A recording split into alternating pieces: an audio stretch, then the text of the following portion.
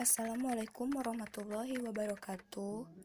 Kami mahasiswa AKMI Batu Raja, Devi Apriani, Dewi Haryono, Eka Oktavianti, dan Eka Silvia akan menjelaskan caranya membuat database menggunakan PHP MyAdmin.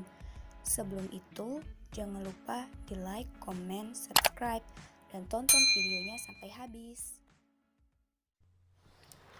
Oke, pertama kita harus mempunyai aplikasi Exam Control Panel terlebih dahulu.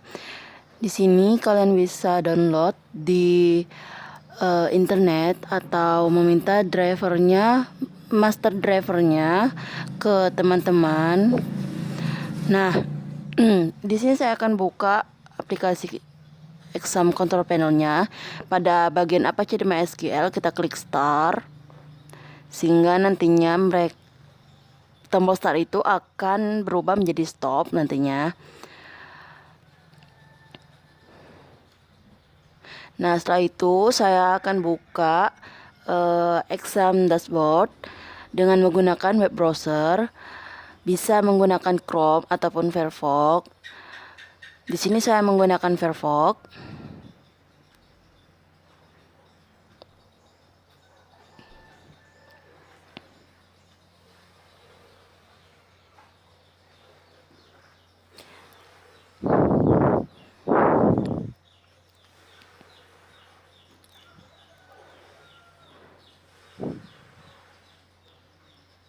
Nah, setelah terbuka seperti ini, kita ketikkan localhost untuk membuka dashboard examnya.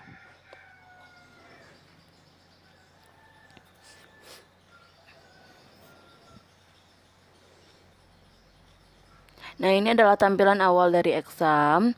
Kita klik PHP MyAdmin untuk membuka database di PHP MyAdmin.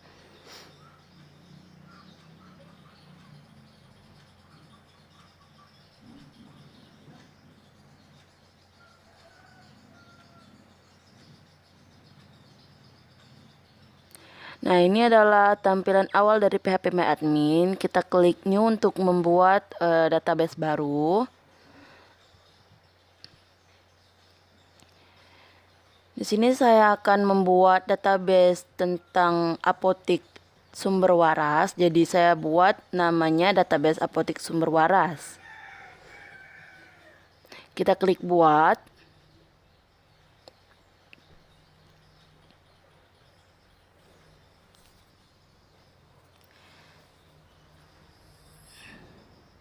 Nah, di sini saya akan membuat tabel saya yaitu data obat berjumlahkan 6 kolom.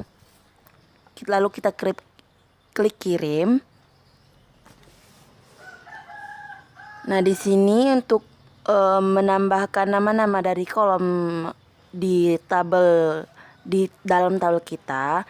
Di sini saya akan menambahkan nama kolomnya yaitu kode obat, nama obat, kegunaan, efek samping, harga beli, dan harga jual.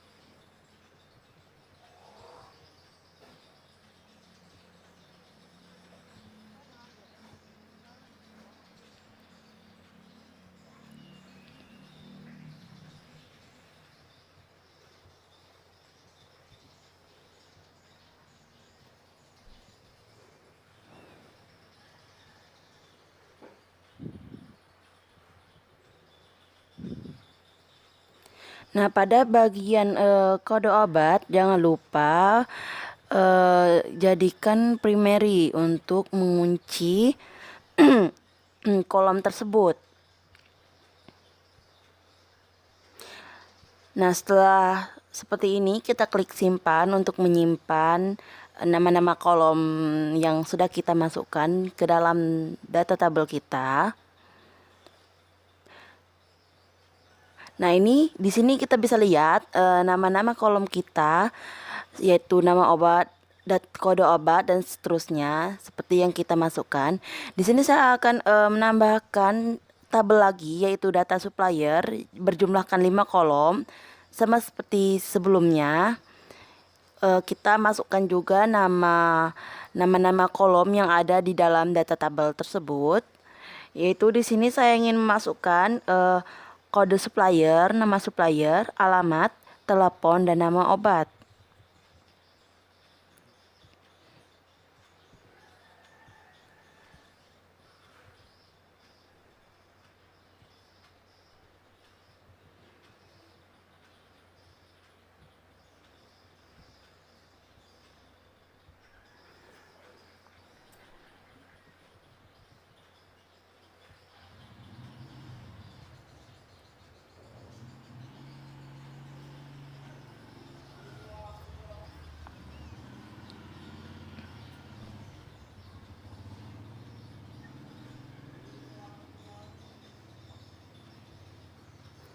Nah, jangan lupa juga pada kode suppliernya, sama seperti sebelumnya, kita primary-kan supaya terkunci. Nah, di sini sudah terlihat ada 5 nama kolom pada tabel data supplier. Dan di sini juga saya mempunyai dua tabel, yaitu data obat dan data supplier.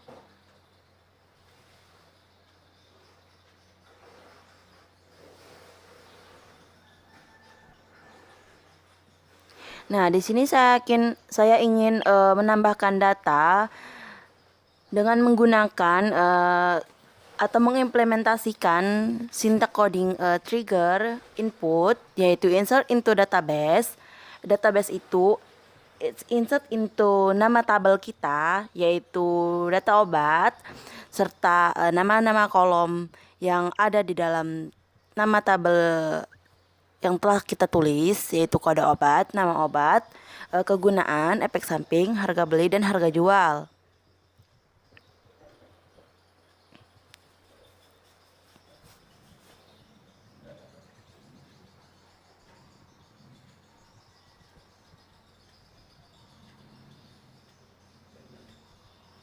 Nah, di sini values-nya maksudnya itu adalah data-data apa yang ingin kita masukkan ke dalam tabel tersebut sesuai dengan kolom-kolom yang telah kita sebutkan itu.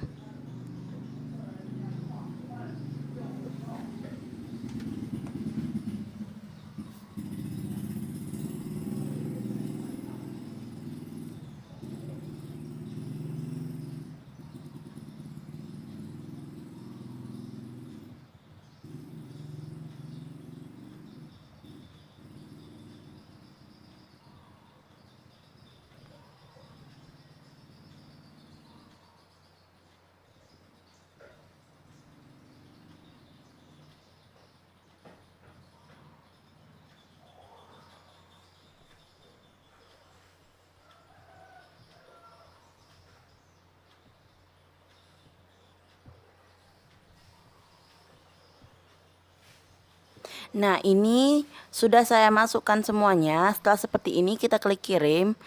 Dan kita akan lihat di tabel data obat apakah masuk atau tidak.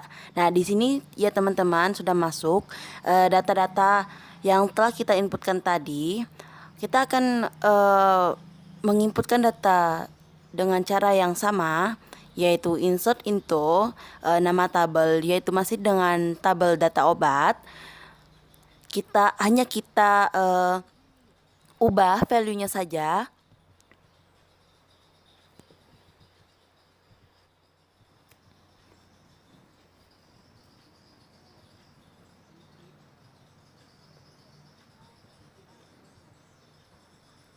Di sini kolom nama-nama kolomnya tetap sama seperti sebelumnya.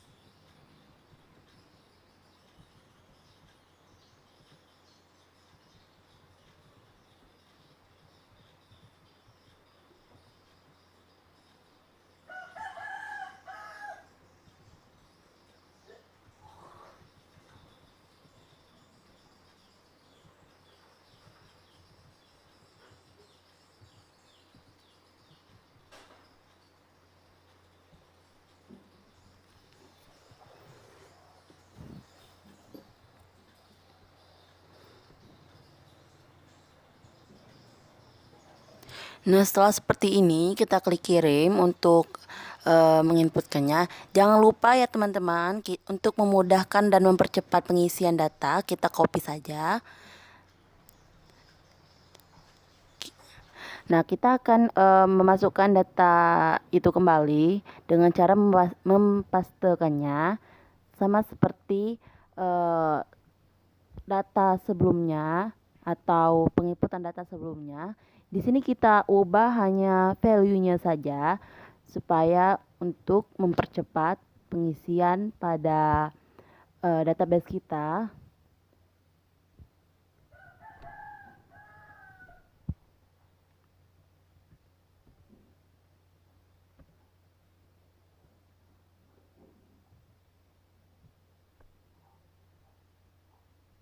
Di sini saya akan memasukkan 5 data sekaligus dalam tabel data obat. Masih dengan menggunakan dan mengimplementasikan sintak trigger.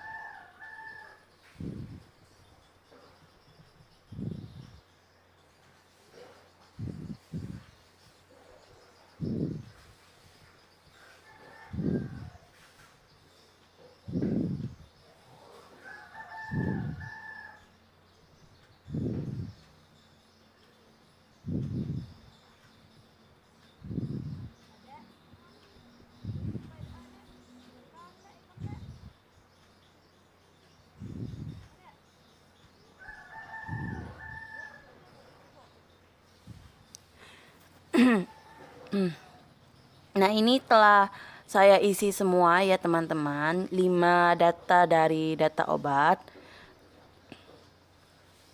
Nah, ini adalah data-data di tabel data obat. Ada 5 data sekaligus. Di sini saya akan menginputkan data di data supplier dengan menggunakan sintak trigger. Sintak coding yang sama seperti saya menginputkan data di data obat. Hanya saja nama tabelnya saya ubah menjadi data supplier dan juga kolom-kolomnya sama seperti di dalam data supplier.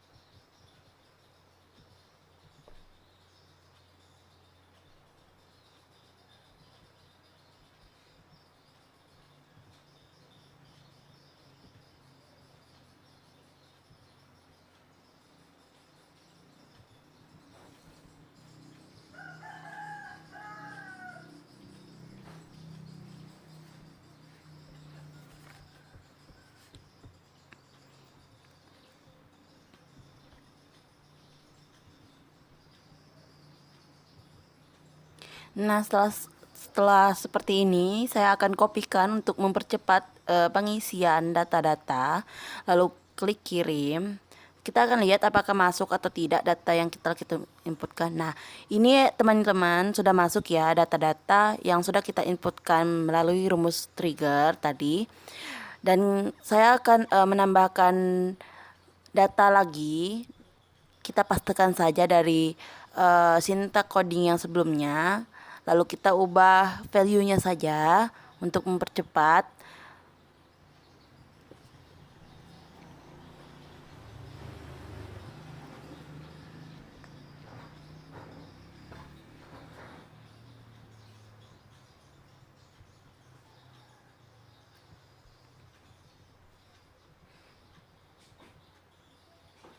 Di sini pada tabel data supplier saya akan menambahkan 4 data.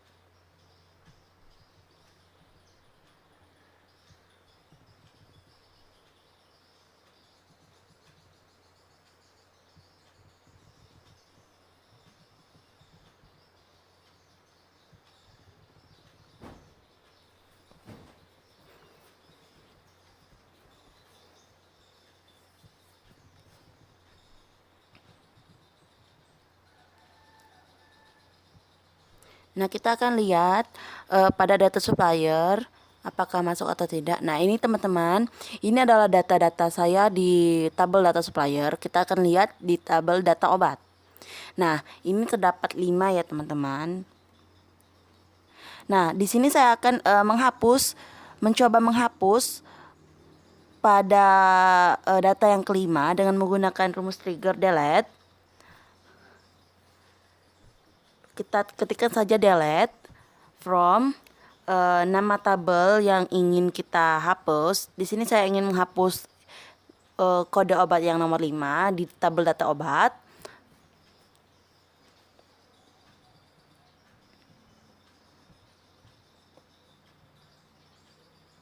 Di sini saya akan menulis KD05.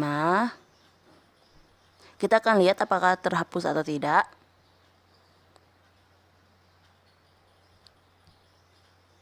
Nah, ini kenapa tidak terhapus? Karena salah penulisan pada kode obatnya. Itu tertulis KO05, padahal kita tulis KD05. Nah, teman-teman, perlu diketahui di sini tidak boleh salah memasukkan data karena data yang kita tulis itu harus sesuai dengan apa yang ingin kita hapus. Di sini saya akan mencoba kembali dengan menuliskan KO05.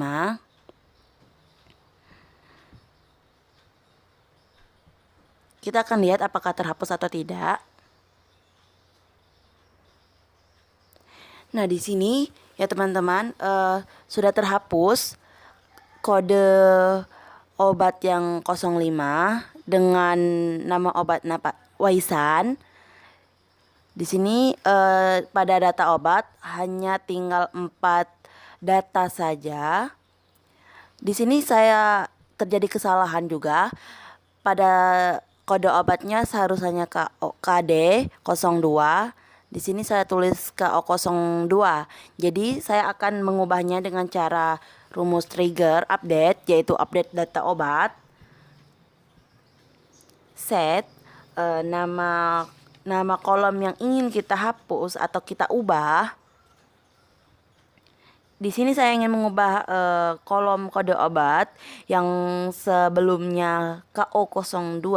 Di sini saya ingin mengubahnya menjadi KD02. Kita akan coba.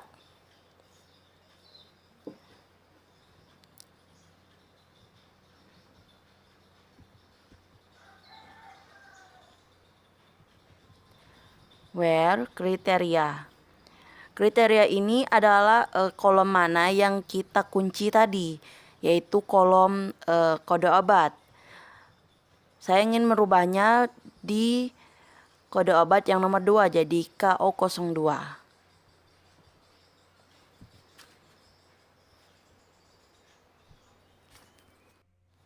Kita akan lihat apakah berubah atau tidak. Nah, di sini bisa kita lihat kode obat yang nomor 2 telah berubah menjadi KD02 yang sebelumnya KO0302. Di sini saya akan mengubah kembali karena kode 03 juga salah dalam penulisannya. Saya akan mengubahnya juga. Sama seperti sintak yang sama. Hanya saja pada kode obatnya kita tuliskan KD03.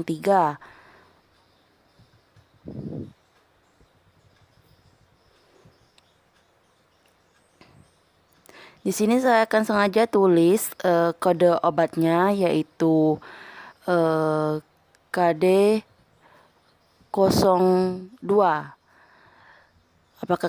Apakah dia akan berubah pada kode obat nomor 3 atau tidak? Kita akan lihat. Nah, di sini tidak berubah sama sekali ya teman-teman, karena kode obat yang kita tulis yaitu KD02. Seharusnya KD03, KO03 pada kriterianya.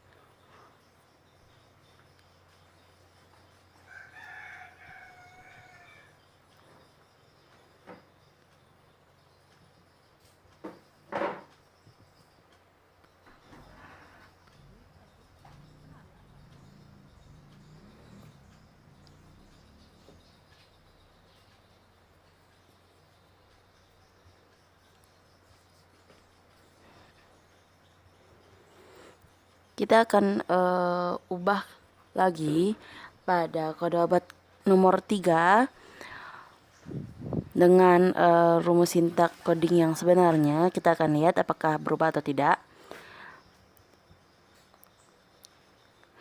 Di sini kita akan ubah lagi pada kode obat nomor 4 karena kode obat nomor 4 juga salah pada penulisannya. Kita akan lihat apakah berubah atau tidak. Nah, di sini berubah ya teman-teman. Sebelumnya KO02, KO03 dan KO04 berubah menjadi KD02 dan seterusnya. Kita akan membuat sintak coding DDL, Data Definition Language, dengan menggunakan alter table. Di sini saya ingin menambahkan tabel yaitu aturan dosis dengan jenis kolomnya yaitu varchar dan panjang kolomnya 8. Kita akan lihat apakah bertambah kolom pada tabel data obat atau tidak. Kita klik data obat. Nah, di sini telah bertambah ya teman-teman, yaitu kolom aturan dosis. Nah, di sini saya ingin menggunakan sintak coding DML atau Data Manipulation Language, yaitu memilih kolom tertentu. Saya ingin melihat kolom nama obat, kegunaan, dan efek samping saja pada tabel data obat.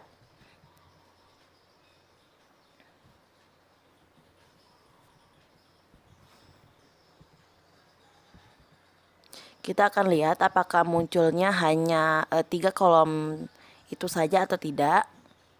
Nah, di sini kita bisa lihat yang muncul hanya 3 kolom yang saya sebutkan tadi. Nah, selanjutnya saya ingin mengimplementasikan sintak coding order by.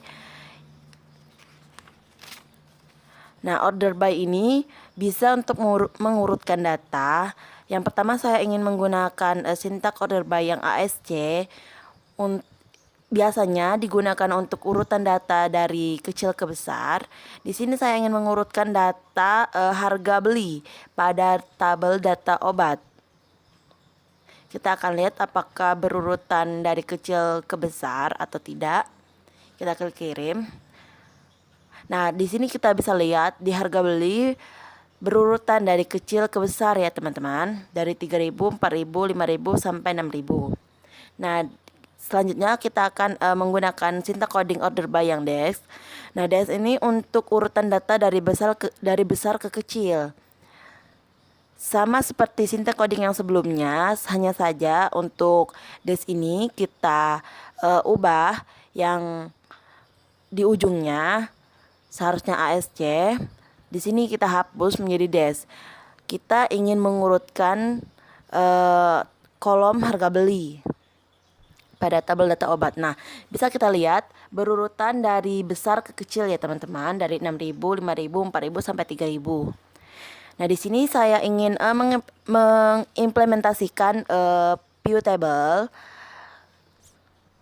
yaitu select bintang from tabel data obat. Kita akan lihat apakah muncul tabel data obat atau tidak. Nah, di sini kita bisa lihat muncul tabel data obat. Nah, selanjutnya saya ingin mengajarkan kepada teman-teman untuk mengekspor tabel data file tabel kita. Ini saya ingin mengekspor data obat dan bisa juga kita mengekspor langsung database-nya. Kita klik ekspor. Kita klik kirim. Nah, proses ini bisa berguna untuk kita ingin membuka file SQL kita dengan laptop yang berbeda, atau bisa juga file database kita terhapus, jadi kita bisa import langsung tanpa membuat ulang. Kita klik hapus untuk mencoba mengimportnya kembali. Nah, di sini sudah terhapus ya teman-teman file database tadi. Kita akan buat ulang, namanya database apotik sumber waras. Kita klik buat, lalu kita klik import, kita klik telusuri. Nah, kita masukkan file yang sudah kita ekspor tadi. Nah, di sini database apotik sumber waras sudah saya ekspor tadi. Kita klik OK, lalu kita klik kirim pada bagian paling bawah. Kita akan lihat apakah tabel-tabel sebelumnya masuk atau tidak, dan juga data-datanya. Nah, ini telah berhasil ya teman-teman. Kita akan lihat apakah data-datanya masih tetap sama. Nah, ini telah sama ya teman-teman. Ada 4 data pada setiap tabel. Nah, mungkin sekian tutorial dari saya. Terima kasih. Sampai jumpa di video selanjutnya.